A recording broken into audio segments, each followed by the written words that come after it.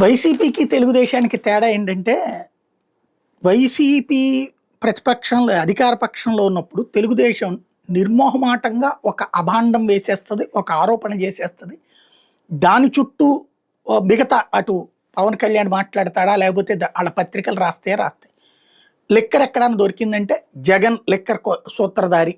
జగనే ఇదంతా నడిపిస్తున్నాడు. తాడేపల్లి ప్యాలెస్ నడిపిస్తోంది. బెంగుళూరు ప్యాలెస్ నడిపిస్తోంది. లేకపోతే ఇంకొక నాయకుడు వాళ్ళ జగన్ వీళ్ళతో చేపిస్తున్నాడు, సజ్జలతో చేపిస్తున్నాడు. ఇట్లాగే ఆరోపణ. అక్కడ ఏ ఆధారం అక్కర్లేదు.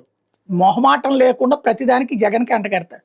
వాడెవడో రోడ్డు మీద నా బొమ్మ జగన్ బొమ్మ వేసాడంటే అది జగనే చేయించుకున్నాడు. అదేది జనాల ఇళ్ళు లాగేసుకుంటారు రీసర్వే చేస్తే, జగనే తీసేసుకుంటాడు డైరెక్ట్గా.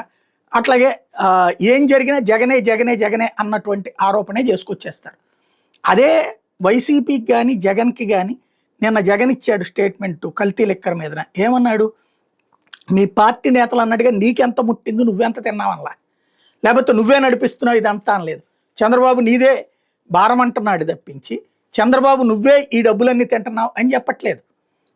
అక్కడ కొంత మొహమాట పడతాడు అతను. అంటే దాన్ని ఏమంటారు, గాల్లో రాయేసి పడేసేసి నీ జావు నువ్వు జావు, లేకపోతే బట్ట కాల్చి ముఖం మీద పడేసి తుడుచుకోపో నువ్వు అన్నటువంటిది కాదు. బురద నీ మీద వేస్తాను నువ్వు గడుక్కో అనేటువంటిది కాదు. వాళ్ళ నాయకులు నువ్వు కాపాడుతున్నావు అన్నటువంటి రూట్లో వచ్చాడు తప్పించి నువ్వే ఆ నాయకుడిని పెట్టి డబ్బులు తింటున్నావు అని చెప్పలేదు. అతను మొహమాట పడతాడు. వాళ్ళ పత్రికలు కూడా మొహమాట పడతాయి. వీటిట్లో కూడా ఆఫ్రికా టు ఆంధ్ర, సాక్షిది ఇవాళ చూస్తే అదే అనిపించింది.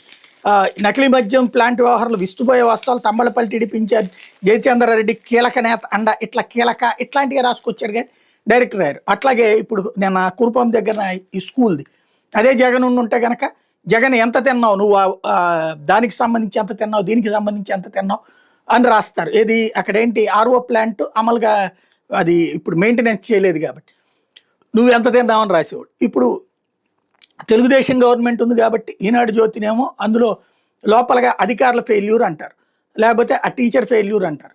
అదే జగన్ ఉంటే కనుక జగనే ఇదంతా ఫెయిల్యూరు, జగన్ అసలు ఈ మొత్తాన్ని జరగనేకుండా చేశాడు, నాశనం చేసేసాడు అని రాస్తారు.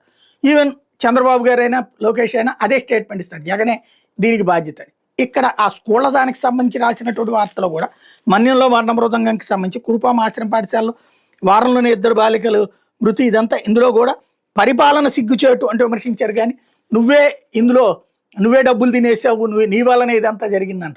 ఇక్కడ కాస్త మొహమాటం ఉంది. ఇప్పుడు ఆయన గనక ఏది బాలకృష్ణ కనుక సైకోగాడు లాంటిది ఓపెన్గా మాట్లాడేసి అదే జగన్ నోట్లో నుంచి కనుక అట్లాంటిది వచ్చిందంటే రచ్చ జరిగిపోతుంటుంది.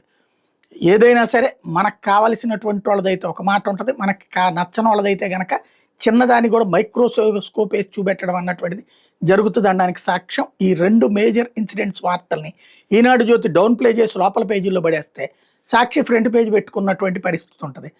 అదే సందర్భంలో మన వాళ్ళని కాపాడే ప్రయత్నాలతో కథ నడుస్తుంటాయి.